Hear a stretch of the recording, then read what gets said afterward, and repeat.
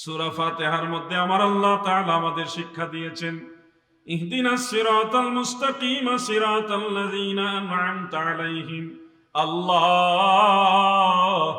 আমাদেরকে সরল সঠিক পথে পরিচালিত করুন, যেই পথে আপনার নিয়ামত প্রাপ্ত বান্দারা পরিচালিত হয়েছে। এখান থেকে আপনারা একটা মাইল ফলক নেন, কিভাবে চলবেন, যে আল্লাহ আমাদেরকে আপনার নিয়ামত প্রাপ্ত বান্দাদের পথে চালান। এখন প্রশ্ন হলো, নিয়ামত প্রাপ্ত বান্দা কারা? নিঃসন্দেহে নবী রাসূল, আউলিয়া কিরাম, শুহাদা কিরাম, সালেহিন যারা, তারা হলো নিয়ামত প্রাপ্ত বান্দা। তাহলে সূরা ফাতিহা দিয়ে দলিল দিতে পারবেন আল্লাহর আউলিয়ারা যেই পথে চলেছে ওই পথ হলো জান্নাতের পথ। যারা ওলিয়া উলিয়াদের পথে নাই তারা জান্নাতের পথে নাই। এখানে আল্লামা মুফতি আজম মুহাম্মদ আলী আকবর আবিদি রহমতুল্লাহ আলাইহির মাজার রয়েছে। ওনার মাজারের উপরে কিছু ফুল দেওয়া হয়েছে, কাঁচা ফুল। আপনারা নিশ্চয় দেখেছেন, আমি জিয়ারত করেছি তখন দেখেছি। হয়তো কারো মনে এরকম প্রশ্ন আসতে পারে, আপনারা তো সুন্নি, আহলুস সুন্নাহ ওয়াল জামাত, তাহলে আপনারা মাজারে বা কবরের উপরে ফুল দেন কেন? এটা কি সুন্নাহর মধ্যে, আহলুস সুন্নাহ ওয়াল জামাতের মধ্যে আসে কিনা? প্রশ্ন আসতেই পারে মনের ভিতরে। আমি আপনাদের বলে দেই, শুনুন, ওই যে সূরা ফাতিহার কথা, ইহদিনাস সিরাতাল মুস্তাকিম সিরাতাল্লাযীনা আন'আমতা আলাইহিম, আমাদেরকে নিয়ামত প্রাপ্ত বান্দাদের পথে চালান। এবার নিয়ামত প্রাপ্ত বান্দারা এই ব্যাপারে কি ফয়সালা দিয়ে গেছেন কোরআন হাদিসের আলোকে, সেটা শুনুন। যে আগের ইমাম আউলিয়া যারা, নিয়ামত প্রাপ্ত বান্দা যারা, তারা ফয়সালা দিলে কি মানা যাবে?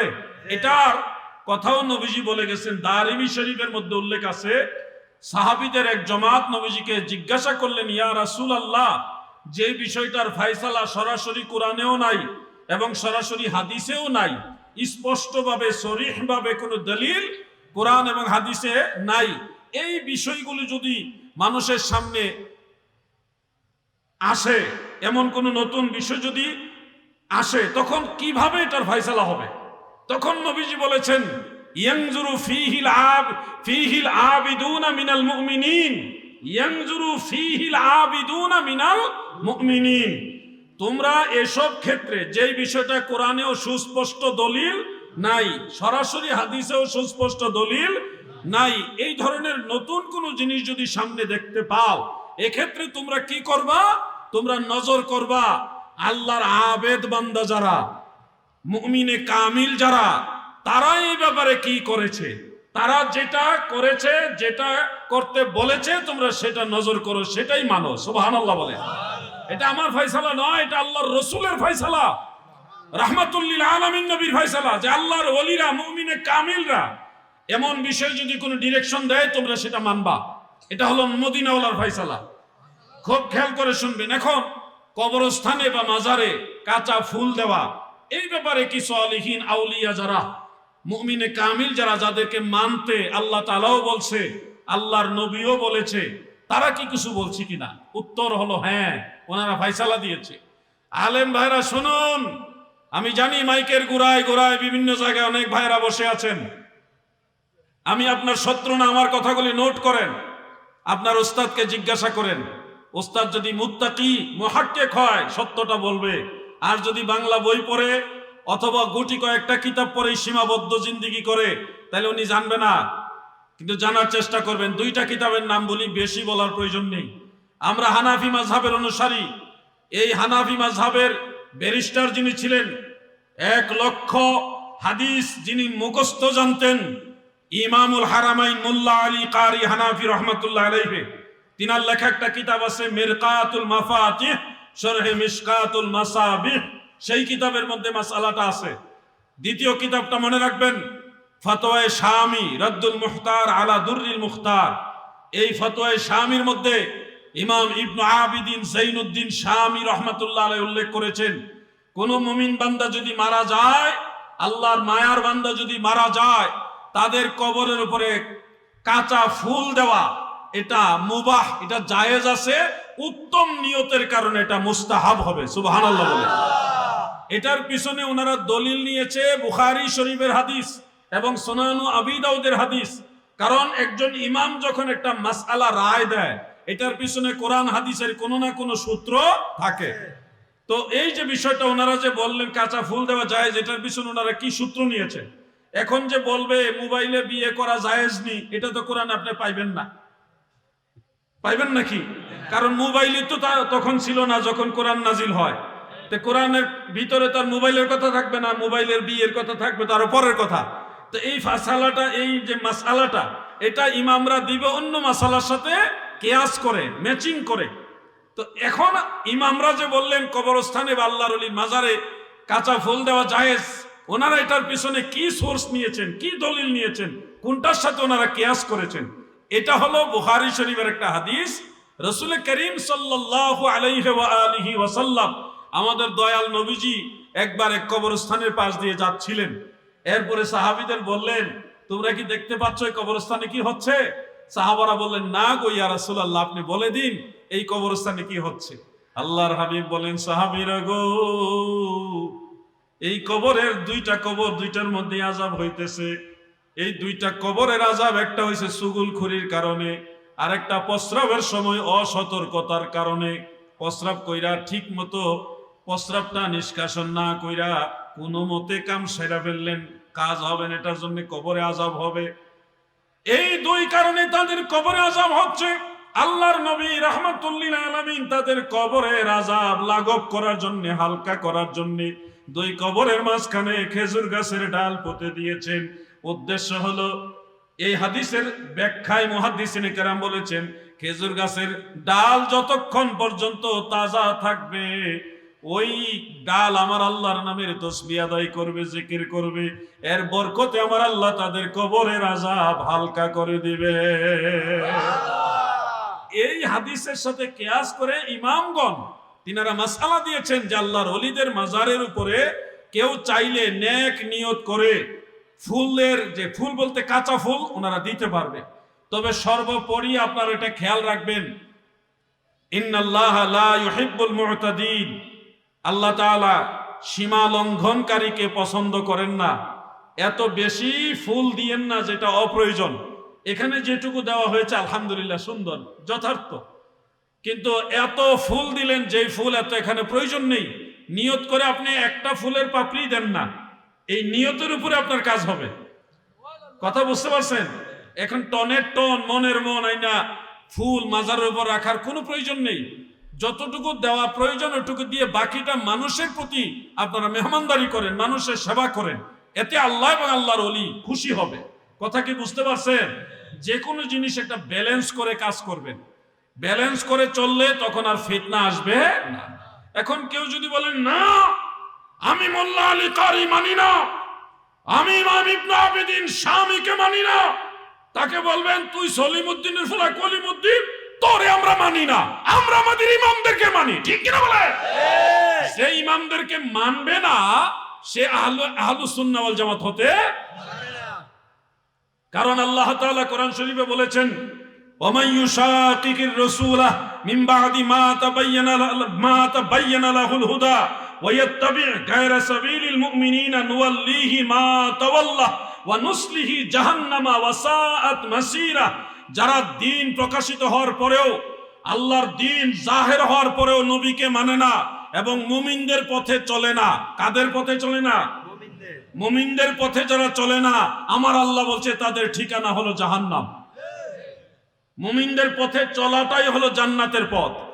অন্য আয়াতে আল্লাহ তাআলা বলেছেন, ওয়াত্তাবি' সাবিলা মান আনাবা ইলাইয়া, সেই রাস্তা অনুসরণ করো যেই রাস্তার মানুষগুলি আমি আল্লাহকে রাজি খুশি করে আমার দিকে চলে এসেছে। এজন্যই তো আমরা বলি, তাদের পথে তাদের মতে কবুল করুন আল্লাহ, কবুল করুন আল্লাহ।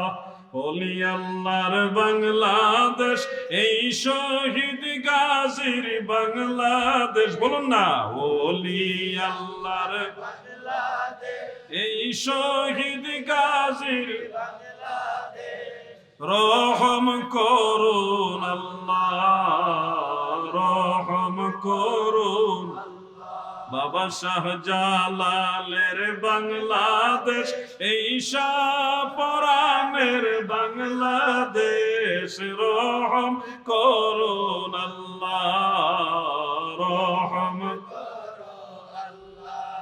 মাজারে ফুল দেওয়ার মাসালাটা কি আপনারা বুঝতে পারছেন?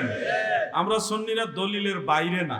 এখন দেখা গেছে আজকে আমি সোশ্যাল মিডিয়াতে একটা হাদিস শরীফ লিখে ভালো উদ্দেশ্যে নেক নিয়তে প্রচার করেছি। হাদিস শরীফটা হলো আসহাবে কাহাফের আল্লাহর আউলিয়া যারা ছিলেন, যারা 309 বছর ঘুমায়েছিলেন, এরপরে আল্লাহ তাআলা ওনাদের আবার ঘুম থেকে জাগ্রত করেছেন। 7 জন আল্লাহর ওলি ছিল, তারা হযরত ঈসা আলাইহিস সালামের উম্মত ছিল। তাদের যে গুহার মধ্যে ঘুমিয়েছিলেন, এই গুহাটা হলো শাম দেশে, বর্তমান জর্ডানে। আমি 2 বার ওই গুহার ভিতরে ঢুকেছি। তো সেই গুহায় আল্লাহর আউলিয়ারা যারা আল্লাহ তাআলার নির্দেশে ঘুমিয়েছিলেন, পরে ইন্তেকাল করেছেন, এই 7 জন আল্লাহর আউলিয়া শেষ জামানায় আবার পুনরুজ্জীবিত হবে। আল্লাহ তাদেরকে আবার জীবিত করবেন এবং তারা ইমাম মাহদী আলাইহিস সালামের সাথে সৈনিক হয়ে ইসলামের শত্রু যারা তাদের সাথে জিহাদ করবে। সুবহানাল্লাহ। সেই গুহা থেকে তারা আবার বের হবে আল্লাহর আউলিয়ারা। এটা পোস্ট করেছি, পরে বেশ কিছু আলেম দেখলাম, টুপি আছে, বড় বড় দাড়িও আছে, ফেস দেখে বুঝলাম এরা মাদ্রাসা পড়ুয়া। ওনারা বলতেছে এই ধরনের কথা, মন গড়া কথা, এগুলি কোথায় পেলেন? রেফারেন্স দেন। এরপর আমি রেফারেন্স দিলাম, আখরাজাহু ইবনু মারদাওয়াই ফি তাফসীরিহি, এদুল লিখে দিছি। কয়গুলি তাফসীরের কথা মানা যাবে না? তাফসীরের কথা কেন বললেন আপনি? ওনার তাফসীর কি সঠিক কিনা চিন্তা করেন। ইমাম ইবনু মারদাওয়াই রাহমাতুল্লাহ আলাইহি সে তো চিনে না। ইমাম আবু বকর বাইহাকি রাহমাতুল্লাহ আলাইহির সমসাময়িক একজন মুফাসসির এবং হাফেজুল হাদিস, উনি হাফেজুল হাদিস। বেচারা কো উনারটা মানা যাবে না। পরে আমি বললাম এটা ওনার কথা নয়, উনার তাফসীরের মধ্যে উনি এটা বর্ণনা করেছেন আন ইবনে আব্বাস মারফুআন, হযরত ইবনে আব্বাস রাদিয়াল্লাহু আনহুমা থেকে মারফু সূত্রে, মানে এটা আল্লাহর রাসূল বলেছে আসহাবে কাহাফের আউলিয়ারা পুনরুজ্জীবিত হবে, ইমাম মাহদী আলাইহিস সালামের সাথে আবার তারা মিলিত হয়ে সহযোগী হয়ে বেঈমানদের বিরুদ্ধে যুদ্ধ করবে। আল্লাহর নবীর হাদিস এটা। সুবহানাল্লাহ। এখন বেচারা তো কোনোদিন এই কিতাব পড়েও নাই। আমরা বিপদে পড়ছি, আমরা কেন পড়লাম? আমরা পড়ে আমাদের সমস্যা হয়েছে, কেন পড়লাম? এই জন্য মাঝে মধ্যে যখন দলিল দেই, কিছু মানুষ মনে করে এগুলো জাল হাদিস, কারণ বেচারা এই কিতাব কোনোদিন পড়ে নাই। তাফসীর ইবনু মারদাওয়াই, এই কিতাব কুমিল্লা অঞ্চলের মধ্যে হয়তো 2-1 জনের ঘরে আছে, 2-1 জনের ঘরে আছে, আর অন্য কারো কাছে পাওয়া যাবে বলে আমার মনে হয় না। বেশি দিন আগের কিতাব না, এটা 1100 বছরের আগের কিতাব। আল্লাহু আকবার। সেই কিতাবের মধ্যে এই হাদিস উল্লেখ রয়েছে, আসহাবে কাহাফের আউলিয়ারা ইমাম মাহদী আলাইহিস সালামের সৈনিক হবে। আপনারা কি ইমাম মাহদী আলাইহিস সালামের পক্ষে থাকবেন না? সবাই বলেন থাকবেন কি না? নারে তাকবীর, আল্লাহু আকবার, নারে রিসালাত, ইয়া রাসূলুল্লাহ, নারে পাক পাঞ্জাতন, ইয়া পাক পাঞ্জাতন, নারে গাউসিয়া, ইয়া রাসূলুল্লাহ, আহলে সুন্নাত ওয়াল জামাত, জিন্দাবাদ জিন্দাবাদ। আমার দাদু ভাইরা, এই জন্য আপনাদের মনে রাখতে হবে লাইন কোনটা। সেই সঠিক লাইন হলো আহলুস সুন্নাহ ওয়াল জামাত। আমার নবীর দল যারা চিনতে ভুল করবে গো, আখেরাত তাদের সবকিছু বরবাদ হয়ে যাবে।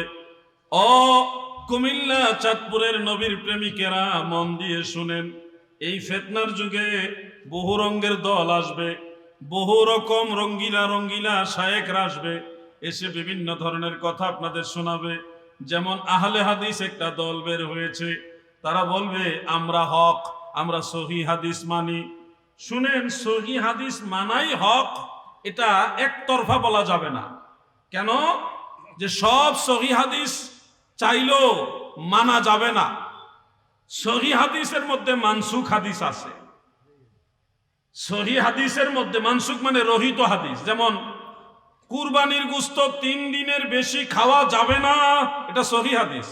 আপনারা কি এটা মানতে পারবেন? মানেননি, মানেনও তো না। নারায়ে তাকবীর, নারায়ে তাকবীর, আল্লাহু আকবার। নারায়ে রিসালাত। আহলে হাদিস দাবি করে আর বলে আমরা সহিহ হাদিস মানি, আর আমরা আহলে হাদিস দাবি করি না, তারপরেও আমরা সহিহ হাদিস মানি। তো তাদের আর আমাদের মধ্যে বেশ কম কি? আহলে হাদিস তারা দাবি করে সহিহ হাদিস মানে, আমরা আহলুস সুন্নাহ দাবি করে আমরাও সহিহ হাদিস মানি। উভয়ের মধ্যে বেশ কমটা কোন জায়গায়? বেশ কমটা হলো আমরা ওই সহিহ হাদিসগুলি মানি যেগুলি সুন্নাহ এর অন্তর্ভুক্ত, আর আহলে হাদিসের মধ্যে যেটা মানসুখ হাদিস সেটাও মানতে চায়, মানে সব ধরনের হাদিস তারা মানতে চায়। সব হাদিস সুন্নত নয়, কথাটা ভালোভাবে খেয়াল করবেন। সব হাদিস সুন্নত নয়, কিন্তু সব সুন্নাহ হাদিস। কুরবানির গোশত 3 দিনের বেশি খাওয়া যাবে না, এটা হাদিস। এটা কি হাদিস? কিন্তু আমরা এই হাদিসের উপর আমল করি না কেন? আল্লাহর নবী প্রথম দিকে যখন সাহাবীদের মধ্যে গরিব মানুষের সংখ্যা বেশি, ধনীর সংখ্যা খুব কম, তখন বলছিল 3 দিনের বেশি তোমরা কুরবানির গোশত খাইও না। তখন যারা অল্প সংখ্যক ধনী সাহাবী যারা, তারা কুরবানি দিয়ে 3 দিনই তো আর আস্ত একটা উট খাওয়া সম্ভব না। এই জন্য নবীজি বলছে তোমরা 3 ভাগ করো কুরবানির গোশত। 3 ভাগ করা মুস্তাহাব। কয় ভাগ করা? 3 ভাগ করা মুস্তাহাব, সুন্নত, আমার নবীর শিক্ষা। এক সময় এক আলেম, ওনার নামের আগে শায়েক আছে, এরকম লম্বা দাড়ি আছে, যারা সিনার সিনেন, নাইলে নাই। উনি বলছিল 3 ভাগ করা এটা কোন কোরআন হাদিসের কোথাও নাই। কুরবানির গোশত 3 ভাগ করা যাবে না, এটা কোরআন হাদিসে কোথাও নাই। আমাদের আজহার থেকে লেখাপড়া করা আরেক ভাই, তিনিও এই ধরনের একটা বক্তব্য দিয়েছিলেন। আমি তখন ওনাদেরকে সহযোগিতা করেছিলাম যে ভাই হয়তো আপনাদের জানা নাই, এই দেখেন সহিহ হাদিস আছে। ইমাম ইবনু কুদামা রহমাতুল্লাহ আলাইহির কিতাব থেকে আনছি, ইবনু হাজম জাহিরির কিতাব থেকে আল মুহাল্লা বিল আসার, সেই কিতাব থেকে হাদিস নিয়ে আসছি। তারপরে ইমাম আবু ইউসুফ রহমাতুল্লাহ আলাইহির কিতাবুল আসার থেকে রওয়ায়াত নিয়ে আসছি। এরকম অনেকগুলো কিতাব থেকে হাদিস নিয়ে আসছি যেখানে আল্লাহর নবী এবং সাহাবাই কেরাম শিক্ষা দিয়েছে কুরবানির গোশত 3 ভাগ করার জন্য। 1 ভাগ নিজের জন্য, কুরবানি দাতা তিনি তিনার পরিবার নিয়ে খাবেন। আরেক ভাগ আত্মীয় স্বজনদের মধ্যে যারা কুরবানি দিতে পারে নাই, গত বছর দিছে কিন্তু এই বছর অভাবে অথবা অর্থনৈতিক দৈন্যতার কারণে, যে কোনো প্রবলেমের কারণে কুরবানি দিতে পারে নাই, এই মানুষগুলিকে কুরবানির গোশত শেয়ার করবেন। এটা হলো দ্বিতীয় ভাগ। বরং গরিব মানুষের খবর নেওয়ার আগে এই মানুষগুলির খবর আগে নেবেন। কেন জানেন? গরিব মানুষ বহু বাড়ি থেকে, বহু ঘর থেকে পায়, কিন্তু যারা গত বছর কুরবানি দিছে তারা এই বছর বাচ্চা কাচ্চা নিয়ে নীরবে কান্না করে, আহারে আমার বাচ্চারা অত কুরবানির গোশত খাইতে চায়। ছোট বাচ্চা ঘরে আছে, আব্বু ওই বাড়িতে কুরবানি দিয়েছে, আপনি এই বছর কেন কুরবানি দেননি? তখন বাবার কলিজাটা ফাইটা যায়। মধ্যবিত্ত যারা আছে তাদের অবস্থাটা এরকম হয়। আমার পক্ষ থেকে অনুরোধ, গরিবদেরকে নিশ্চয়ই দিবেন, কিন্তু আপনার প্রতিবেশীদের মধ্যে যারা এই বছর কুরবানি দিতে পারেনি, এই মানুষগুলোর খবর সবার আগে নেবেন। তাদের ঘরে 1 কেজি হইলো গোশত দিবেন, সবার আগে তাদেরকে দিবেন। গরিবদেরকে সবাই দেয়, কিন্তু এই মানুষগুলির খবর সবাই নেয় না। ওই দেখা যায় কুরবানির কয়েকদিন আগে 2-1 কেজি গরুর গোশত কিনাই না, ফ্রিজে রাখা দেয় অথবা মুরগি এনে রাখা দেয়, ফ্রিজ থেকে রান্না করে বাচ্চা কাচ্চা গুলো নিয়ে ঈদের দিন খায়। তো সবার মনের একটা ঈদের আনন্দ থাকে। এই জন্যে 3 ভাগের মধ্যে দ্বিতীয় ভাগটা হলো নিকটাত্মীয় যারা, পাড়া প্রতিবেশী যারা, তাদের যারা কুরবানি দিতে পারেনি, সামর্থ্য আগে ছিল এখন নাই, এই মানুষগুলিকে দ্বিতীয় ভাগটা দিবেন। 3 নম্বর ভাগটা হলো গরিব দুস্থ অসহায় যারা, তাদেরকে দিবেন। এই 3 ভাগ করা হলো মুস্তাহাব। দয়া করে আপনারা কুরবানির গোশতটা 3টা ভাগ করে দিবেন। আমরা কুরবানি দিলে যেটুকু কুরবানিতে কুরবানি দাতা হিসেবে পাওয়া দরকার ওইটুকু আমরা রাখতে পারি না। আমাদেরকে আল্লাহ তাআলা আমার দয়াল নবীর মাধ্যমে বিধান দিয়েছেন বিধায় ও ঈদের দিন কোনো মতে পরের দিন 2 বেলা খাওয়ার মতো গোস্ত জোর করে রাখি।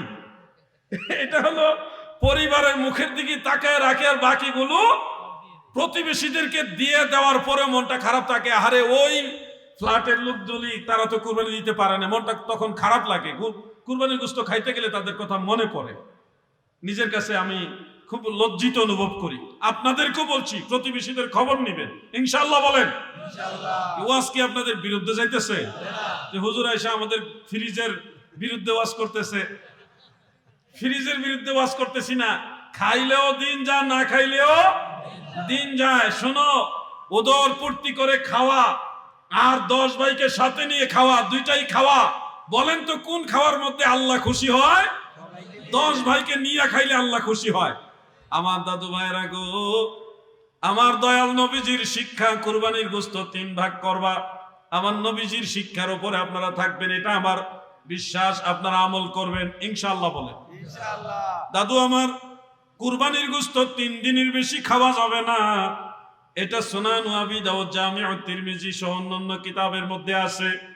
এই হাদিসের উপর আমরা আমল করি না, কারণ ইসলামের প্রারম্ভে সাহাবীদের মধ্যে যখন গরিব সংখ্যা বেশি, ধনীর সংখ্যা কম, তখন ধনীদের জন্য 3 দিন বাইন্ডিং করে দিয়েছে, আর বলে দিয়েছে তোমরা তোমাদের প্রতিবেশী এবং গরিবদেরকে দিও, খায়ও। তখন তিনারা এটা ভাগ করে দিয়ে ওই 3 দিনের মধ্যে সবাইকে নিয়ে ঈদের আনন্দটা ভাগ করেছে। যখন সাহাবীদের মধ্যে ধনীদের সংখ্যা বেড়ে গেল, তখন আমার দয়াল নবীজি কুরবানির গোশতটা যতদিন খুশি রেখে খাওয়ার জন্য অনুমতি দিয়ে দিলেন। কারণ এখন 3 দিনের মধ্যে কুরবানির গোশত ভাগ করে খাওয়ার মতো মানুষ নাই। মোটামুটি ম্যাক্সিমাম মানুষই কুরবানি দেয়। আমি একবার কুরবানির ঈদের পরের দিন ইন্ডিয়াতে গেছিলাম, পশ্চিমবঙ্গে। আমার খুব মহব্বতের কিছু ভাই আছে, ওনাদের এখানে গেছি। তো যাওয়ার পরে দেখলাম গরুর গোশত ওনারা মানে গোশত দেওয়ার মতো লোক পায় না। ইন্ডিয়া কারণ আশেপাশে যত বাড়িঘর ম্যাক্সিমাম হিন্দু, আবার মুসলিমও আছে। মুসলিম যারা আছে তারা তো গরু মোটামুটি সবাই কুরবানি দিছে, না দিল শরীকে দিছে। গরুর গোশত, কুরবানির গোশত নেওয়ার মতো লোক নাই। এখন আমি চিন্তা করলাম, ওখানে 150 টাকা কেজি, 170 টাকা, 180 টাকা কেজি গরু গোশত, হয়তো এখন 10-20 টাকা আরো বাড়ছে। এরকম দাম দেখছিলাম তৎকালীন সময়ে। 150-200 টাকা কেজি হলো গরুর গোশত। তো সেই এলাকার মধ্যে এখন কুরবানির গোশত নেওয়ার লোক না। আর গরুর ভুঁড়ি এগুলো তো তারা খায় না, এগুলো দাফন করে দেয়। ইন্ডিয়াতে গরুর ভুঁড়ি খায় না, গরুর গোশত খাওয়ারই লোক নাই, আর গরুর ভুঁড়ি খাবে। আমাদের বাংলাদেশে গরুর ভুঁড়ি নিয়ে যেই টানাটানি লাগে, ওরে বাবা, মারাত্মক টানাটানি। যাই হোক, কারো রুচিত হলে খাবেন, নাইলে খাবেন না। গরুর গোশত খাবেন। বুড়ি যদি মনে চায় যে খাবেন না, এটা কুকুর বা প্রাণী যারা আছে তাদের জন্য রেখে দেন, অথবা মাটির নিচে দাফন করে দিবেন। আর যদি রুচিতে কোলায় ভালোভাবে পয় পরিষ্কার করে আপনি নিজে না খেলে গরিবদেরকে দিয়ে দিবেন। এটা নিয়ে আবার অনেক রকম কথাবার্তা কয়। আমি স্পষ্ট বলে যাচ্ছি, গরুর ভুঁড়ি খাওয়া, উজরি যেটাকে বলা হয়, আমাদের ব্রাহ্মণবাড়িয়াতে বাছুরি কয়, আপনাদের এদিকে কি বলে? উজুরি। এই ভুঁড়ি, নারী ভুঁড়ি, এগুলো খাওয়া হানাফি মাযহাবের দৃষ্টিতে জায়েজ আছে। কুরবানি দিবেন কিছুদিন পরেই, আল্লাহ চাহে তো ইনশাআল্লাহ কুরবানি দিবেন। যেহেতু এই জন্য এই মাসালাটা এখন দরকার হবে। আমি জানি এই মাসালা নিয়েও বিতর্ক করার মতো অনেক লোক আপনাদের এলাকায় আছে। আমি তাদের প্রতি সম্মান রেখে কথাটা বলছি, কারণ কোরআন হাদিসের গবেষণা, এটা গবেষণার কোনো শেষ নাই। গবেষণার শেষ নাই। দলিলের পর দলিল আছে, কিতাবের পর কিতাব আছে। হানাফি মাযহাবের দৃষ্টিতে গরুর যে উজরি, বাছুরি বা বট অথবা নাড়ি ভুঁড়ি যেইভাবে আমরা বলি, এই জিনিসটাকে 2টা ভাগ করছে হানাফি মাযহাবে। একটা হলো এটা সরাসরি গরুর গোশতের অন্তর্ভুক্ত, আরেকটা হলো এটা গরুর গোশতের অন্তর্ভুক্ত না। দুইটা পক্ষ, মনে রাখবেন কথাটা। একটা হলো গরুর উজুরি বা বট, নাড়ি ভুড়ি, এটা সরাসরি গরুর গোশতের অন্তর্ভুক্ত। এটা হলো একদল আলেমের মত। কে উনি? ইমাম আবুল হাসান কারখি রহমতুল্লাহ আলাইহির, কুফার ইমামে আজম আবু হানিফা রহমতুল্লাহ আলাইহির যে বাড়ি শহর, সেই এলাকার আলেমরা, বড় বড় ইমামরা এই মাসালা দিতেন যে উজুরি, বট বা নাড়ি ভুড়ি এটা গরুর গোশতের অন্তর্ভুক্ত, অতএব এটা গোশত হিসেবেই হালাল। এটা হলো ইমাম আবু হানিফা রহমতুল্লাহ আলাইহির শহরের বড় বড় ইমাম যারা, তাদের রায়। আর মিশরের আলেম যারা ছিল তৎকালীন, মিশর কোন শহর? মিশরের বড় বড় মুস্তাহিদ আলেম যারা, ওনারা বলছেন না, এই নারী ভুড়ি, বট বা উজুরি এটা গরুর গোশতের অন্তর্ভুক্ত না, গরুর গোশতের অন্তর্ভুক্ত নয়। এবং এটার উপরে রায় হয়েছে যে এটা গরুর গোশত না, কিন্তু গোশত না হইলেও এটা হারাম না। দুই পক্ষের আলেমরাই বলছে, যারা এটাকে গরুর গোশতের অন্তর্ভুক্ত করছে তারাও বলছে এটা হালাল, যারা বলছে এটা গরুর গোশতের অন্তর্ভুক্ত না তারাও বলছে এটা হালাল। কোন পক্ষে এটাকে আর হারাম বলে নাই। এখন ভাই, হুজুর আমরা অমুক হুজুরে কইছে এটা খাওন যাইব না, এটা কুকুরের খাবার, শিয়াল কুকুরের খাবার, আমরা খাবো না। ভাই, অমুক হুজুর আর আমার হুজুর, আমার কথা আর আপনার কথা দিয়ে মাযহাব মিল্লাত, মুসলিম মিল্লাত চলবে না। আমি আপনাদেরকে বলেছি হানাফি মাযহাবের কথা। কোন মাযহাব? আমাদের মাযহাবের নাম কি? জোরে বলেন না, আমাদের মাযহাবের নাম কি? হানাফি মাযহাবের রায় অনুযায়ী আপনি চাইলে, আপনার রুচি কুলাইলে, পয় পরিষ্কার করে আপনি এটা ভালোভাবে উত্তমভাবে রান্না করে খেতে পারবেন। আর যদি কোন না আমরা খাই না, ওকে, আপনি খাইয়েন না, গরিবদেরকে দিয়ে দেন, গরিবদেরকে দিয়ে দেন। যে গরিবরাও খায় না, ওকে, তাহলে পশু যারা আছে, যারা মানে কুকুর আছে, অন্যান্য প্রাণী আছে যেগুলি এগুলি খাইতে পারে, তাদেরকে দেন। জিনিসটা নষ্ট করার চেয়ে কোনো না কোনো প্রাণী খাওয়া ভালো। কথাটা কি খারাপ লাগলো আপনাদের? আল্লাহ আমাদের বুঝার তৌফিক দেন, আমিন বলেন। কুরবানির ক্ষেত্রে কেউ যদি কুরবানি শরীকে দেয় এবং একজনে সুদ খায়, এমন লোকের সাথে কুরবানি দিতেছে, সে জানে অমুকে সুদ খায়, সুদখোরের সাথে কুরবানি দিলে, অথবা আপনি এমন একজন চাকরিজীবীর সাথে কুরবানি দিতেছেন যে লোকটা নির্ঘাত ঘুষ খায়, টেবিলের নিচ দিয়া, খাম দিয়া, বিকাশের অ্যাকাউন্টে, ব্যাংকের অ্যাকাউন্টে ইন্টারেস্ট ভাগাভাগি করে, মানে উফরি নেয়। আপনাদের এলাকায় এটার নাম কি জানি না, এক্সট্রা নেয়, এক্সট্রা, কেউ কই বকশিস নেয়। এই ধরনের যারা ঘুষখোর আছে তাদের সাথে যদি কুরবানি দেওয়া হয় গো, হানাফি মাযহাবের অন্যতম কিতাব, এটার নাম হলো ফাতওয়ায়ে তাতারখানিয়া। সেই তাতারখানিয়ার মধ্যে উল্লেখ রয়েছে, যদি আপনি নামাজি হন, পরহেজগার হন, তাহাজ্জুদ নামাজও পড়েন, সবসময় তাসবিহ নিয়ে বসে থাকেন, কারো হক মারেন না, কখনো মিথ্যা কথা বলেন না, কোন সময় মানুষের সাথে খারাপ আচরণ করেন না, এত বড় বুজুর্গ আপনি, আপনিও যদি সুদখোর, ঘুষখোর অথবা হারাম টাকা দিয়ে যে কুরবানি দিচ্ছে তার সাথে যদি আপনি শরীকে কুরবানি দেন, আপনার কুরবানি আল্লাহর দরবারে কবুল হবে না। মাসালা কি বুঝে পড়ছে? খুব সাবধান প্রয়োজন। একটা ছাগল কিনা কুরবানি দিবেন, তারপরে সুদখোর, ঘুষখোর, হারামখোরের সাথে কুরবানি দেওয়া যাবে না। ওয়াজ বিরুদ্ধে গেলেও এটাই ওয়াজ, এটা জেনে রাখতে হবে আপনাদের। কুরবানি দেওয়ার ক্ষেত্রে মনে রাখবেন, গোশতের ভাগাভাগি করা যায় কিন্তু রক্তর ভাগাভাগি হয় না। কারণ কুরবানি যখন দেওয়া হয়, ওই রক্ত জমিনের মাটিতে পড়ার আগে আপনার কুরবানি আল্লাহর কাছে কবুল হবে। এর মধ্যে রক্তের ভাগ করা কোনোদিন সম্ভব না। এই জন্যে রক্ত হালাল টাকা দিয়া, যারা বৈধ ইনকাম দিয়ে কুরবানি দেয়, এরকম ব্যক্তির সাথে কুরবানি দিবেন যেন আপনার কুরবানিটা কাজে লাগে। গোশত খাওয়ার জন্য কুরবানি দিলে, এই নিয়তে কুরবানি দিলে কুরবানি হবে না। মাসালাগুলি বুঝতেছেন নি আপনারা? সবচেয়ে বেশি যে প্রশ্নটা আসে যে কুরবানির পশুর সাথে আকিকা দেওয়া যাবে কিনা, কুরবানির পশুর সাথে আকিকা দেওয়া যাবে কিনা, এই প্রশ্নটা আমাকে অনেকেই করে, আলেমদেরকে করে। একটা গরুর মধ্যে সর্বোচ্চ 7 নাম দেওয়া যায়, মানে 7 শরীকের সর্বোচ্চ দেওয়া যায়। একজনে দেখা গেছে ওনার ছেলের আকিকাটা কুরবানির সাথে এই গরুর ভিতরেই দিতে চায়। ছেলের আকিকা হিসেবে 2 শরীক, কয় শরীক? 2 শরীক, আর 5 শরীক দিতেছে কুরবানি। টোটাল হলো 7 শরিক। এইভাবে দিতে পারবে কিনা এই প্রশ্নটা আমাদেরকে অনেকেই করার পরে আমরা তখন বলি, আপনারাও জেনে রাখেন, ফুকাহে আহনাফ অনেক হাদিস গবেষণা করে, বহু সংখ্যক হাদিস একসাথে স্টাডি করে, রিসার্চ করে ওনারা রায় দিয়েছেন যে কুরবানির গরুতে অথবা উটের ভিতরে পশুতে আপনারা কুরবানির শরিকের পাশাপাশি চাইলে ছেলে মেয়ের আকিকাও দিতে পারবেন, একই পশুতে দিতে পারবেন, জায়েজ আছে। এখন আহলে হাদিস যাদেরকে বলা হয় তারা বলে এটা সহিহ হাদিসে আসেনি, বেচারা জানে না এটাও সহিহ হাদিসে আছে। এখন বলবে কোন সহিহ হাদিসে আছে? বাবা তুমি পড়ালেখা করো, বাংলা বই পড়ে ফতোয়া দিলে হবে না। একটা কিতাবের নাম হলো মুসান্নাফ ইবনে আবি শাইবা, 1200 বছরের আগের কিতাব। কয়শো বছর?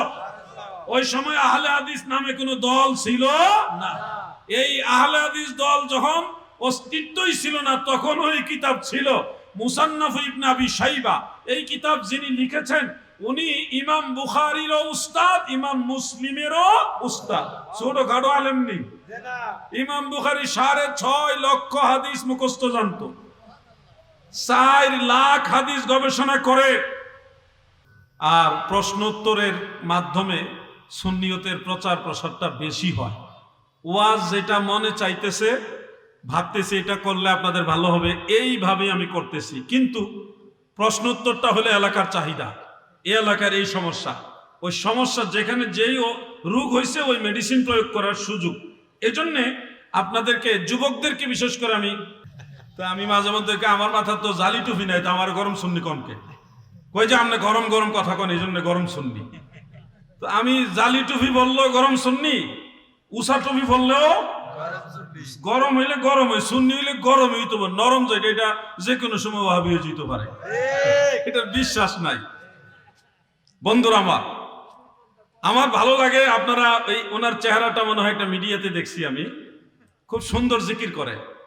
জিকিরের সময় এই যে দাঁড়ায়া দাঁড়ায় জিকির করতেছে আর একটু শারীরিক অঙ্গভঙ্গি এটা চলছে, কোনো লৌকিকতা বা আনন্দ ফুর্তির জন্য না, জিকিরের জজবার হালতে এই যে আল্লাহ আল্লাহ জিকিরের সাথে, ইসমে জাতের জিকিরের সাথে শরীরে এইভাবে হেলাধুলা চলছে। এটা আবার দুই রকম। আমাদের কিছু বাউল বক্তা আছে, ওনারা মঞ্চে আবার আনন্দ ফুর্তির নিয়তে এই লাফালাফি করে, এগুলি আবার আমাদের সুন্নিয়তকে বিতর্কিত করে। ওটা আসলে অরিজিনাল জিকিরের কাজ না, ওটা ভণ্ডামি, ওইটা আমরা সমর্থন করি না। এই সব গান, বাউল গান সব স্টেজে নিয়ে আইসা ওই যে জিকির সামা গাইতেছে, সামার নামে সেও আনন্দ, হাসতেছে, হাসাহাসি করতেছে, আসি রে ভাই আসি, আমার কেউ নাই রে, আসি রে ভাই আসি, আনন্দ করতে, জিকির করে না, এগুলি আনন্দ করতেছে, এনজয় করে। আর যারা জিকির করতেছে এগুলি করতেছে। এই ধরনের দৃশ্যগুলো যখন সোশ্যাল মিডিয়াতে প্রচার হয় তখন এটা নিয়ে নেগেটিভ মন্তব্য আসে। আর আপনারা যখন একটা জজবা নিয়ে একতালে, কোনো হাসাহাসি নাই, কোনো লাফালাফিও নাই, একতালে শরীর এভাবে হেলাধুলা চলছে, এই ধরনের জিকির করেন, এটা কিন্তু আবার ভণ্ডামি না, এটা সঠিক। আর এটা এমন না যে শুধু কালিয়াপুর দরবার বা অমুক দরবারে আছে, এটা সারা পৃথিবীতে আছে। আপনারা যদি কখনো রাশিয়া যান, রাশিয়াতে সমরকন্দে, উজবেকিস্তানে খাজা বাহাউদ্দিন নকশবন্দ রহমতুল্লাহ আলাইহির দেশে ইমাম বুখারী রহমতুল্লাহ আলাইহির বাড়ি যে এলাকায়, ওই এলাকায় বিভিন্ন প্রতিষ্ঠান, বড় বড় ধর্মীয় প্রতিষ্ঠান আছে। সেখানে গিয়ে দেখবেন, মিশরে দেখবেন, মিশরও আছে, আমি দেখে আসছি, এমনকি আরবের বেশ কয়েকটা রাষ্ট্রের মধ্যে আছে, মিডল ইস্টে, ইরাকেও দেখে আসছে আমি, ইরাকে যারা গুল হয়ে সবাই একসাথে বৈশা দাঁড়ায় দাঁড়ায় একতালে এই শরীর হেলায় দুলাইয়া জিকির করতেছে। তাদের এই জিকিরের মধ্যে কোনো লৌকিকতা নাই, কোনো এনজয়ের ভাব নাই, আমার কেউ নাই রে, আসি রে ভাই আসি, এই ধরনের কোনো ঠাট্টা বিদ্রুপ এগুলি নাই, এই হাসাহাসি তামাশা নাই। সেখানে জিকিরের মতোই চলছে। জিকিরের অঙ্গভঙ্গি যেটা রক্স যেটাকে বলা হয়, একটু শরীরের হেলাধুলা, এটাও আছে, এটা কিন্তু জায়েজ আছে। তাসাউফপন্থীদের মধ্যে শতাব্দীর পর শতাব্দী আমল চলতেছে। রাসূল পাক সাল্লাল্লাহু আলাইহি ওয়াসাল্লাম একদিন আম্মা জান আয়েশা রাদিয়াল্লাহু তাআলা আনহাকে মসজিদে নববী শরীফের পাশেই একটা খেলা দেখাইবার জন্য, একটা জিনিস দেখাইবার জন্য নিয়ে গেলেন। আম্মা জান আয়েশা বলে, আমি তাকায় দেখি একদল সাহাবী বল্লম নিয়া শরীর হেলাধুলা করে করে তারা এইভাবে রাক্স করতেছে, মানে একটু হেলাধুলা করে নাচ শরীর গাইতেছে। এই দৃশ্য আমি দেখলাম। তার মানে এই জিনিসগুলো কিন্তু নতুন নয়, অনেক পুরাতন। তরিকতের জগতে দাঁড়িয়ে জিকির করা জায়েজ আছে, বসেও জিকির করা জায়েজ আছে। জিকিরের সময় শরীর যদি জিকিরের মহব্বতের ঝুষে হেলাধুলা করে কোনো দোষ নাই, জায়েজ আছে। কিন্তু আপনি যদি লৌকিকতার জন্য, আনন্দ নেওয়ার জন্য বা একটা ভিন্ন কারণে, যদি পার্থিব কোনো কারণে যদি শরীর হেলাধুলা করেন, এটা আর তখন বৈধ থাকবে না, এটা হয়ে যাবে ভণ্ডামি। এটা কি হয়ে যাবে? আমরা ভণ্ডামির সাথে সম্পর্ক রাখবো। আল্লাহর ওলিরা যেভাবে জিকির শিক্ষা দিয়েছে ওইভাবে করবেন, ব্যালেন্স করে চলবেন। আপনার একটা কাজের কারণে আর 10টা লোকজন আমাদের সুন্নি জামাতের বদনাম না করে। আমি এই কথাগুলি বললে অনেক বক্তাদের উপরে গিয়ে পড়ে, তারা বেজার হয়। কিছু করার নাই, কাউকে না কাউকে এই কথাটি বলতে হবে। এই কথাগুলো কাউকে না কাউকে বলতে হবে।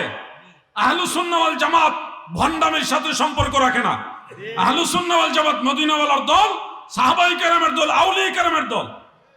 আমি কোন এক মাহফিলে যখন গিয়েছি বেশ অনেক বছর আগে, তখন আমাকে প্রশ্ন করেছিল, জিকিরের সময় হেলাধুলা করেন, আপনারা এটা কোথায় পাইলেন? আমি দেখলাম এগুলো অল্প বয়সের ছেলে, তারা কোরআন হাদিস ঠিক মতো পড়ে নাই। ছাত্র, আমি বললাম তোমরা কি কোরআন শরীফ পড়া দেখছো হাফেজি মাদ্রাসায়? জি হুজুর, আমরা দেখছি, আমাদের মধ্যে অনেকে হাফেজ আছে। তো আমি বললাম, তো তোমরা কোরআন শরীফ পড়ার সময় যে এইভাবে হেলাধুলা করছো, এটা কি তুমি কোরআন হাদিসে কোথাও আমার দেখাইতে পারবা? কোন, এটা তো কোরআন তেলাওয়াতের একটা জজবা, মহব্বতে আসে। এটা আনা লাগে না, এসে যায়। আনা লাগে না, এসে যায়। তা আমি তখন বললাম, ভাই ওইটা কোরআনের মহব্বতে আসে, আর এটা আল্লাহর নামের জিকিরের মহব্বতে আসে। ঠিক কিনা বলে? দোষ হবে তখন যখন এটা লৌকিকতার জন্য করা হবে, মানুষকে দেখাবার জন্য করা হবে। যত বাউল গান সব ওয়াজের স্টেজে চলে আসে। রাগ করেন না, রাগ করলে কিছু করেন না। আমি সত্য কথা বলবোই, আমার দাওয়াত দিলেও সই, না দিলেও সই, কথা এটাই। আমি অথবা চাই আমরা, যেমন আজকে একটা ছেলে ব্রাহ্মণবাড়িয়া, সম্ভবত নাসিরনগরে তার বাড়ি, সে ছেলেটা মাদ্রাসাতে পড়ে, আল্লাহ তার ভবিষ্যৎ উজালা করুক, আমি তার জন্য আগেই দোয়া করলাম। সে বলতেছে যে আমি যে কোনো কারণে বিভিন্ন ধরনের জিকির সামা এগুলি করছি, যেগুলো আপনাদের কাছে মনে হয়েছে এইভাবে করা উচিত না, সঠিকভাবে করা দরকার ছিল। তা আমি দেখেছি আমাদের অনেক উস্তাদরা, আমাদের সুন্নি জামাতের বড় বড় আলেমরা, তারা এগুলির কারণে অনেক জায়গায় অনেক মানুষের অবজেকশন শুনতে হয়, তারা কষ্ট পায়। আমি এগুলি আর করব না, ভবিষ্যতে এগুলি আর করব না। আপনারা আমার জন্য দোয়া করবেন আর এই ভিডিওগুলি ডিলিট করে দিবেন। এইভাবে আমরা চাই। আলাউদ্দিন জিহাদিরে নকল করতে আয় না, নকল করে যত বাউল বক্তা আছে তাদেরকে আলাউদ্দিন জিহাদিরে নকল করো কেন? এটা করবে না, কারণ এই আলাউদ্দিন জিহাদি নকল করলে হাজার হাজার কিতাব পড়া লাগবে, হাজার হাজার কিতাব পড়া লাগবে। কিতাব পড়া নকল করতে রাজি না, বাউল গান শিক্ষা নকল করতে রাজি। কাজের কাজ করো, কাজের কাজ করো, ঘরে ঘরে আলাউদ্দিন জিহাদি তৈরি করো, তাহলে বাংলার জমিনে নবীর দুশমনরা আর টিকে থাকতে পারবে না। ঠিক কিনা বলে? আল্লাহু আকবার, আল্লাহু আকবার, নারায়ে রিসালাত। কুমিল্লার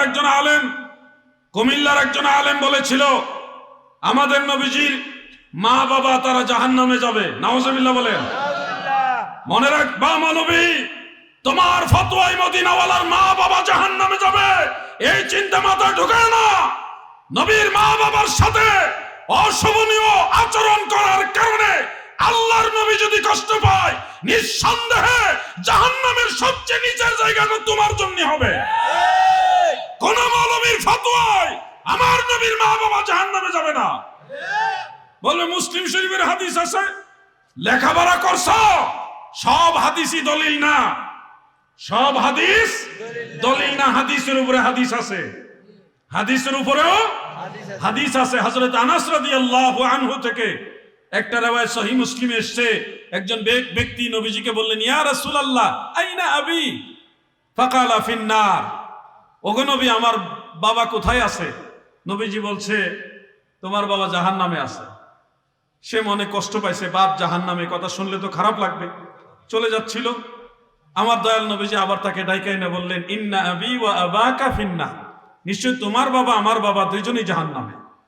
এই কথা শুনে আবার তার মনটা একটু স্বস্তি আইছে যে আমার বাবা একলা না। এটা দলিল দিছে তারা। আমরা বলি এটার ব্যাখ্যা দুইটা। এই হাদিসের ব্যাখ্যা কয়টা? দুইটা। ব্যাখ্যা মানে আমাদের ব্যাখ্যা না, হাদিস দিয়ে হাদিসের ব্যাখ্যা। হাদিস দিয়ে হাদিসের ব্যাখ্যা হলো এই একই হাদিস হযরত আনাস ইবনে মালিক থেকে সাহাবেত আল বুনানি রাহমাতুল্লাহ আলাইহি হয়ে হাম্মাদ ইবনু সালামা তিনি রওয়ায়াত করছেন নবীর বাবার কথা সহ। আর হযরত আনাস ইবনে মালিক থেকে সাহাবেত আল বুনানি হয়ে মামার ইবনে আবি রাশাদ রাহমাতুল্লাহ আলাইহি তিনি বর্ণনা করেছে নবীর বাবার কথা সেখানে নাই। নবীজি ওই লোকের ডাইকাইন না বলতেছে, ইজা মারারতা বিকবরি কাফিরিন ফাবাশশিরহু বিন্নার,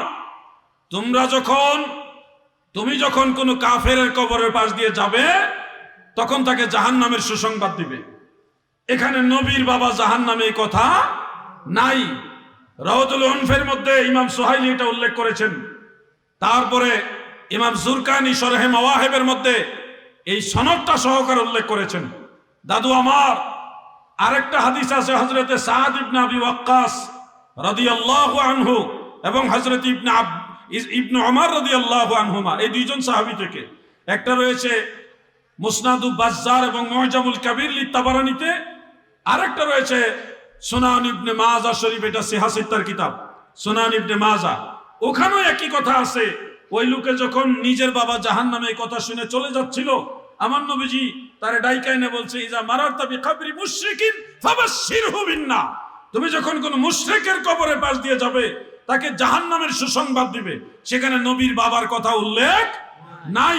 ওই একজন ব্যক্তি হাম্মাদ ইবনে সালামা উনি বলছে নবীর বাবার কথা। এটা হলো কারণ ইমাম যাহাবী তার রিজাল শাস্ত্রের দুইটা কিতাবের মধ্যে বলেছে হাম্মাদ ইবনে সালামা হাদিস বয়ান করার সময় ভুল করত। তার প্রমাণ হইল মামার ইবনে আবি রাশাদের বর্ণনার সাথে তার এটা মিল নাই, ইমাম জুহরির বর্ণনার সাথে তার মিল নাই, দুইজন সাহাবীর বর্ণনার সাথে তার কথা মিল নাই। বোঝা যাচ্ছে ডাল মে কুছ কালা হয়। রাবি যখন অন্যান্য রাবিদের সাথে ম্যাচিং না রেখে নতুন কোন শব্দ কোন হাদিসে ঢুকিয়ে দেয়, এই অংশটাকে বলা হয় মুদ্রাজ। বলেন শব্দটা কি? মুদ্রাজ। বলেন এই শব্দের নাম কি? মুদ্রাজ। মুদ্রাজ কখনো শরীয়তে উসুলে হাদিসের মানদণ্ডের দলিল হয় না। এই মৌলবী জানেই না হাদিস হইলে চলবে না এটা কোন স্তরের হাদিস, এটার উপরে কোনো ক্লেম আছে কিনা, কোনো অবজেকশন আছে কিনা সেটা জানতে হবে। এরপরে দ্বিতীয় ব্যাখ্যা যেটা, নবীজি নিজের বাবা বলতে নিজের জন্মদাতা বাবাকে বোঝায় নাই। আরব দেশে বাবার ভাই চাচাকেও বাবা বলে। আবুন শব্দ দিয়ে চাচাকেও বুঝায়, দাদাকেও বুঝায়, দাদার বাবাকেও বুঝায়। কোরআন শরীফের দুইটা আয়াতের মধ্যে কথাটা আছে। যেমন এক জায়গা আছে ক্বালু না'বুদু ইলাহাকা ওয়া ইলাহা আবাইকা ইব্রাহিম ওয়া ইসমাঈল ওয়া ইসহাক ইলা আখিরিল আয়া, যে আমরা ইবাদত করব আপনার ইলাহি এবং আপনার পিতা যারা তাদের ইলাহি। পিতা কারা? ইব্রাহিম আপনার পিতা, ইসমাইল আপনার পিতা, ইসহাক আপনার পিতা। অথচ ইব্রাহিম হলো ইয়াকুব নবীর দাদা। হযরত ইব্রাহিম আলাইহিস সালাম ইয়াকুব নবীর দাদা, আর হযরত ইসমাইল আলাইহিস সালাম ইয়াকুব নবীর বড় চাচা মানে জ্যাঠা, আর ইসহাক আলাইহিস সালাম হলো ইয়াকুব নবীর বাবা।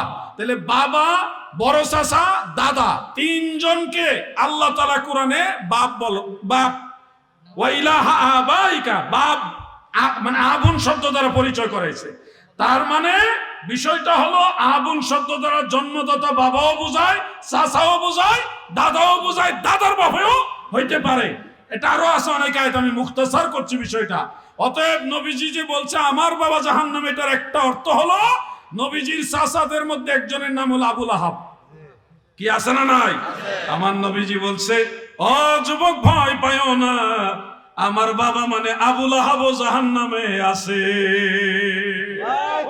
হাদিস বুঝে না, ফতোয়া দেয়, আল্লাহর নবীর বাবা জাহান্নামে যাবে। খবরদার, আল্লাহর হাবিবের আব্বাজান আম্মাজান ওনারা মহা সম্মানিত রাহমাতুল লিল আলামিন যাদের জিসমের ভিতরে ছিল। সুবহানাল্লাহ বলে।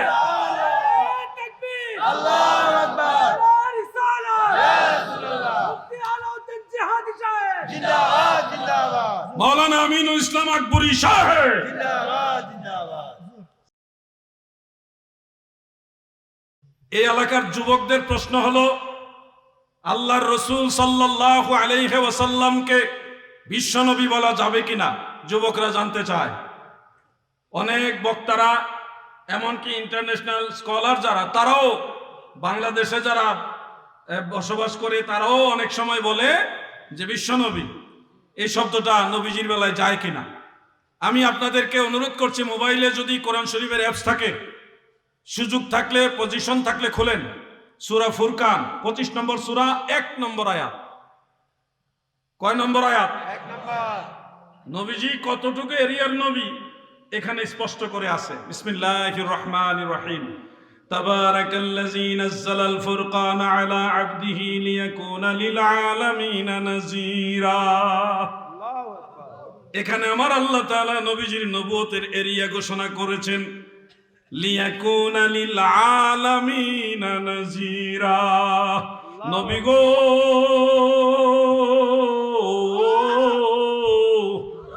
আপনি শুধুমাত্র একটা জগতের নবী না, শুধুমাত্র এক জগতের ভীতি প্রদর্শনকারী বা সুসংবাদদাতা নয় গো। এই পৃথিবীর জন্যই শুধু আপনি নবী নয়, আপনি হলেন, আমি যেমন আলহামদুলিল্লাহি রাব্বিল আলামিন, আপনি হইলেন রাহমাতাল লিল আলামিন। সারা সৃষ্টি জগতের জন্য আপনি নবী। আপনার নবুয়তের এরিয়া, আপনার নবুয়তের এরিয়া কোনো দেশ অথবা কোনো মহাদেশ কেন্দ্রিক না, আপনার নবুয়তের এরিয়া কুল কায়নাত ব্যাপিয়া। দাদু আমার, বিশ্বনবী বললে আপনারা যারা আনন্দ পান, আমি আপনাদেরকে বলি, মেহেরবানি করে একটু চিন্তা করে দেখবেন, আমার নবীজিকে বিশ্বনবী কোন অর্থে বলেন আপনারা। যদি আপনারা, যেহেতু নবী শব্দটা আসতেছে, বিশ্ব শব্দের সাথে কি আসতেছে? নবী। এখানে একটা বিষয় আছে, চিন্তা করতে হবে আপনাকে। আমার দয়াল নবীজির নবুয়তের এরিয়া কি শুধু এই বিশ্বের জন্য? বিশ্ব এটা একটা শব্দ। বিশ্ব দ্বারা এই মহাবিশ্বকে অনেকে বুঝিয়েছে, কিন্তু আপনাকে বুঝতে হবে মহাবিশ্বের বাইরেও অনেক কিছু আছে। বিশ্ব, দেশ, মহাদেশ, এই পৃথিবীতে যা কিছু আছে সবটা যদি বিশ্ব হয়, তো বিশ্বের উপরে বড় শব্দ হলো মহাবিশ্ব। হ্যাঁ, তো বিশ্বের উপরে বড় শব্দ হলো মহাবিশ্ব। মহাবিশ্ব মানে সৌরজগৎ। সূর্যকে কেন্দ্র করে অনেকগুলো গ্রহ উপগ্রহ আছে, অনেকগুলো গ্রহ আছে। শনি আছে, বুধ আছে, ইউরেনাস আছে, প্লুটো আছে, বৃহস্পতি আছে, আরো অনেক গ্রহ আছে, আমাদের পৃথিবীও আছে। এই সবগুলো গ্রহ, উপগ্রহ, গ্রহণপুঞ্জ সবগুলো সূর্যের চতুর্দিকে এইভাবে ঘুরে। এই সৌরজগৎটাকে বলা হয় মহাবিশ্ব। কথাগুলি খেয়াল করবেন। সৌরজগৎ একটা সৌরজগৎ না, কিন্তু সৌরজগৎ আরো আছে। একটা সৌরজগৎ যদি একটা মহাবিশ্ব হয়, তাহলে এরকম অসংখ্য সূর্য আছে। কত সূর্য কোন বিজ্ঞানী বলতে পারবে না। অগণিত সূর্যকে কেন্দ্র করে অসংখ্য অগণিত সৌরজগৎ আছে।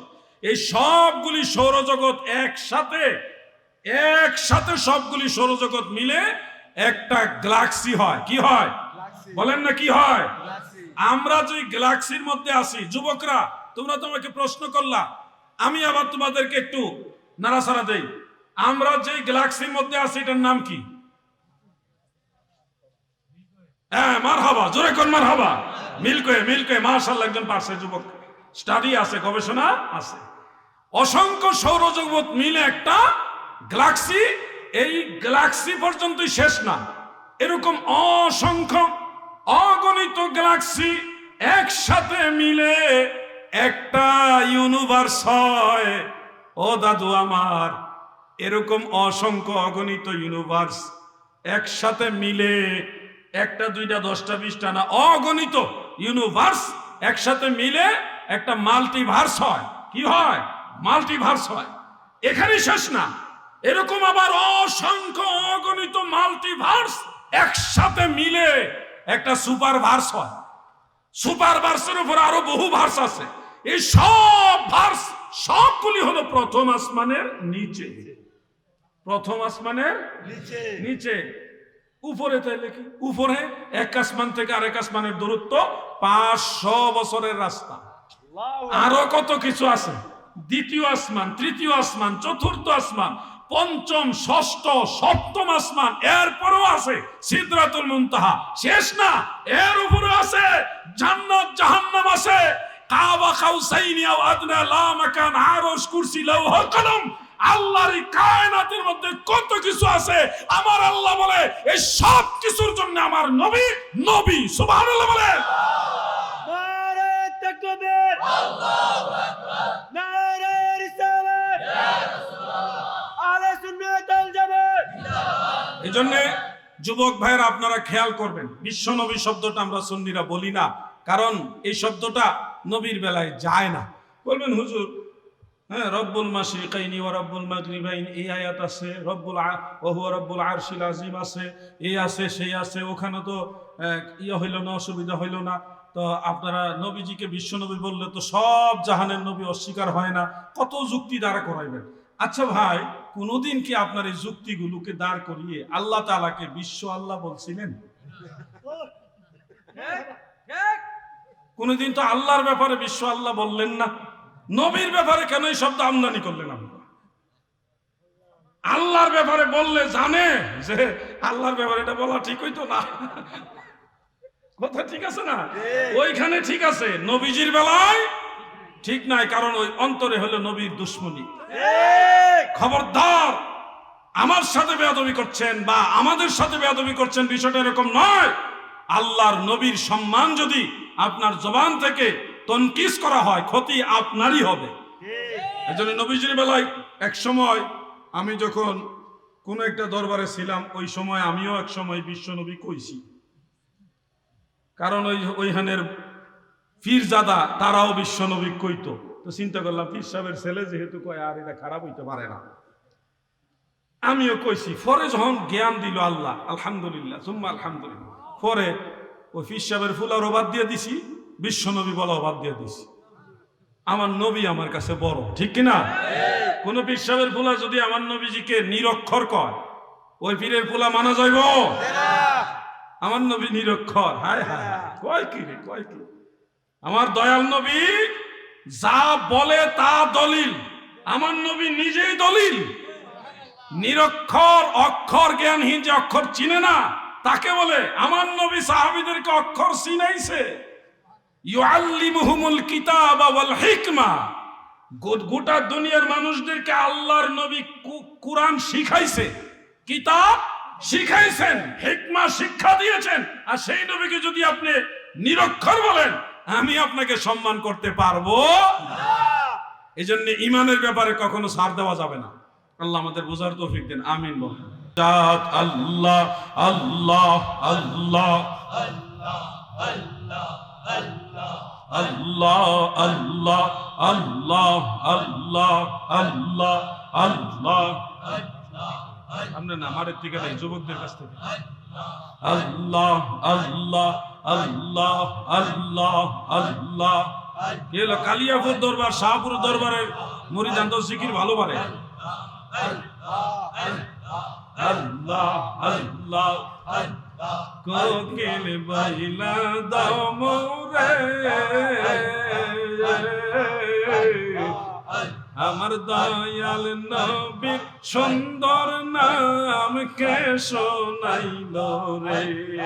আল্লাহ আল্লাহ আমার জিন্দা নবীর মধুর নাম কে শোনাইল রে।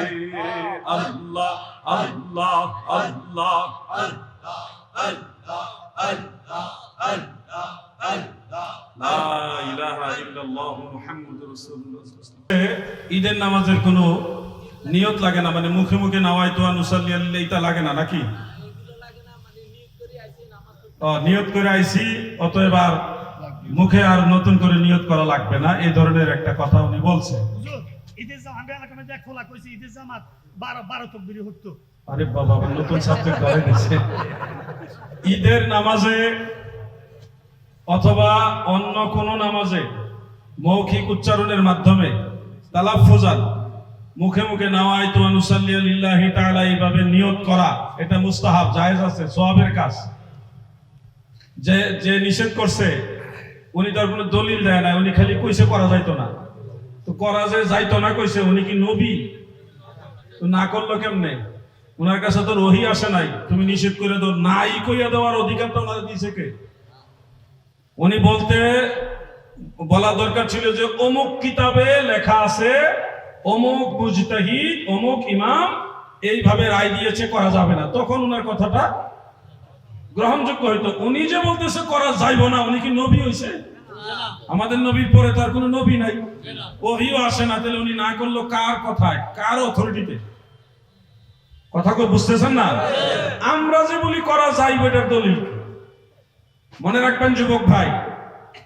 যে কোনো নামাজের মৌখিক উচ্চারণের মাধ্যমে নিয়ত করা মুস্তাহাব, এটা লেখা আছে। 3টা কিতাব বলি, বেশি বললে আপনাদের মনে থাকবে না। একটা হলো হেদায়া, বলেন নাম কি?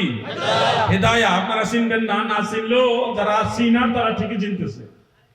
ইমাম আবুল হাসান মুরগিনানি রহমাতুল্লাহ আলাইহির লেখা হেদায়া। আরেকটা হলো ফতোয়ায়ে বাহরুর রায়েক, নাম কি? ফতোয়ায়ে বাহরুর রায়েক। আরেকটা হলো ফতোয়ায়ে শামি, ফতোয়ায়ে শামি। আরো অনেক কিতাবে আছে, আমি বেশি বললে আপনাদের মনে থাকবে না। 3টা বলছি, 3টাই তো মনে থাকবে কিনা গ্যারান্টি নাই। হেদায়া, বাহরুর রায়েক আর ফতোয়ায়ে শামি, 3টা কিতাব মনে রাখবেন। সেখানে হানাফি মাযহাবের বিশুদ্ধ ফতোয়া উল্লেখ আছে, ওয়া তালাফফুজু বিহা মুস্তাহাব্বুন, মৌখিক উচ্চারণের মাধ্যমে নিয়ত করা এটা মুস্তাহাব। ওয়া হুয়া সাহিহ, এটাই হলো বিশুদ্ধ মাসআলা। হানাফি মাযহাব এটা রায়। তো এখন কেউ যদি বলে যে মাযহাবের ইমামরা বলছে বিদায় কি এটা জায়েজ হয়েছে? না, শুধু মাযহাবের ব্যক্তিগত ইমামদের রায়ের কারণে এটা মুস্তাহাব হয়েছে বিষয়টা এরকম নয়। ওনারা এটা মুস্তাহাব বলছে অনেকগুলো সহিহ হাদিসের উপরে কিয়াস করে। যেমন সহিহ বুখারীর মধ্যে হাদিস উল্লেখ আছে, সহিহ বুখারীতে উল্লেখ আছে হযরতে উম্মে দারদা এবং হযরত ইবনে আব্বাস, হযরত আবু হুরায়রা, হযরত আবু দারদা, এই ধরনের বিখ্যাত এক সাহাবীদের এক দল, ওনারা মসজিদে নববী শরীফে অবস্থান করছেন এবং লম্বা সময় যাবত কোনো কিছু খাননি। ক্ষুধার্ত অবস্থায় ওনারা একজন সাহাবীর ঘরের দুয়ারে গেলেন। আরেকজন সাহাবী যে বলতেছে, আপনার কাছে কি খাবার আছে? পেটের ক্ষুধা আর সহ্য করতে পারতেছে না। এই কয়েকজন সাহাবী মিলে ওই সাহাবীর বাড়িতে গিয়ে বলতেছে, আপনার কাছে কি কোনো খাবার আছে কিনা? তখন উনি বললেন, হে আমার মুমিন ভাইরা, এই মুহূর্তে আমার কাছে কোনো খাবার নাই।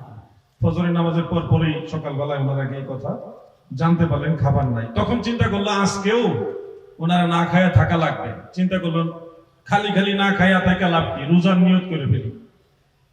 এই জন্য সাহাবায়ে কেরাম নিয়ত করলেন, ইন্নী সাইমুন ফি ইয়াউমি হাযা, এই দিনটা আমি রোজা রাখার নিয়ত করে ফেললাম। এই যে মুখে মুখে উচ্চারণের নিয়ত, মৌখিক উচ্চারণ করে সাহাবারা নিয়ত করবেন। হজে যাওয়ার সময়, উমরা যাওয়ার সময় মুখে উচ্চারণ করে নিয়ত করা লাগে কিনা?